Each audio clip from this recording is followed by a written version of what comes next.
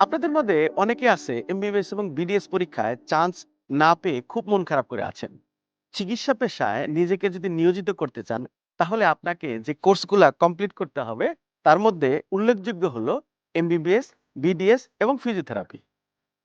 আপনি যদি সায়েন্স থেকে এসএসসি, এইচএসসি পাস করে থাকেন, আপনার জন্য একটা বেস্ট অপশন হতে পারে bachelor of science in physiotherapy কোর্সটি।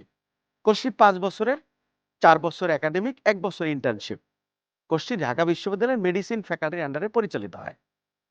গবেষণা বলছে বাংলাদেশে প্রায় অর্ধ কোটি জনগণ বেকার। অপরিকল্পিত শিক্ষা ব্যবস্থার কারণে প্রতিনিয়ত এই বেকারের সংখ্যা বাড়ছে। অথচ বাংলাদেশ ফিজিওথেরাপি অ্যাসোসিয়েশনের তথ্য মতে বাংলাদেশে ফিজিওথেরাপি চিকিৎসকের সংখ্যা মাত্র ৩,০০০।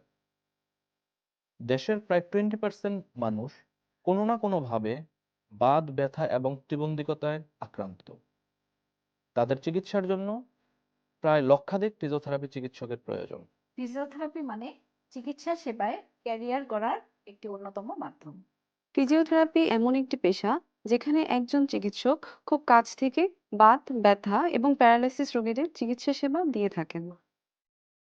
বর্তমান চাকরির বাজার এবং বেকারত্বের হার এর মাঝে ফিজিওথেরাপি প্রফেশনই বেস্ট, যা আপনাকে মানুষের সেবা এবং একটি সুন্দর ভবিষ্যৎ উপহার দেয়।